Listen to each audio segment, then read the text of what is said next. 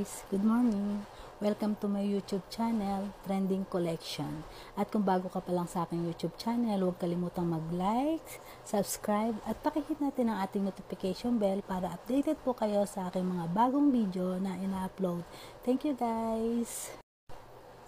The Superstar, the only one, Miss Nora Aunor. Alam nyo ba na si Idol Nora Aunor ay nawala ang boses?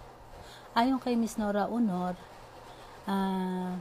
meron sa kanya nag-invite na maging isang model sa isang pangpaganda papuntang Japan. So, pumunta siya sa Japan. Pagdating niya doon, pinainom siya, tapos pinatulog. Yan. Tapos, paggising niya, wala na raw yung kanyang boses. Sinampahan niya ng kaso yung gumawa noon, pero hindi na naibalik sa dati, yung dating timbre ng kanyang boses. Kaya ngayon, masakit man yun, nalulungkot si Ate Guy kasi ang first love talaga niya ay ang pag-awit. Kasi doon siya nakilala at nakilala ng marami. Saka yun ang nag-angat sa kanya sa kanyang pamilya. Even na magaling siyang umarte, second niya yun talent, pag-arte bilang artista. Pero doon talaga siya nakilala sa pag-awit.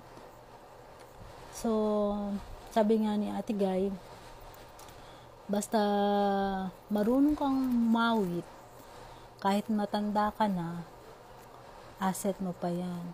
So, biro mo sakit noon, guys. Biro mo ikaw yung number 1 sa pagkanta, talagang marami sa'yong umiidolo, tapos meron talagang mga tao na ibabagsak ka. Biro mo yun, inoperahan siya, tinanggal yung kanyang boses. Pero pinainom siya ng pampatulog, tapos pagising niya, wala na yung boses niya. Grabe, no? Yan ang yan ang madalas kong makikita sa mga yung mga nakakaangat. Talagang nakakalumo, diba? Pero mo yun, sikat na sikat ka, magaling ka umawit, tapos may mga tao talaga na walang gagawing maganda, tapos ayun, wala na. Pero thanks God pa rin kasi healthy pa rin si Ate Guy. Yan. Kaya lang, yun kung ano pa yung pinaka-importante, yun ang inalis sa kanya.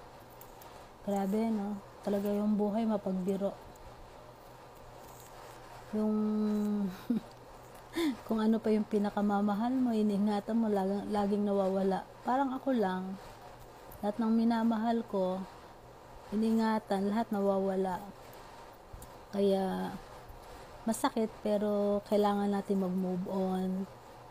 Ang buhay nga ay kailangan dire-diretso lang. Naghugot pa ng malalim kasi idol ko to si Miss Nora Aunor. Hindi naman ako basta pangalan pa lang niya, marinig ko, parang talagang gustong gusto ko siya. Naalala ko nga nung kampanyahan namin noon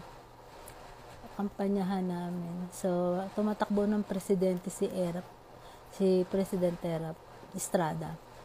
So kami nung aking manager, yung aking political advisor, nandoon din kami. Doon yung ginanap sa Cuneta Astrodome sa Pasay. May Libertad dyan.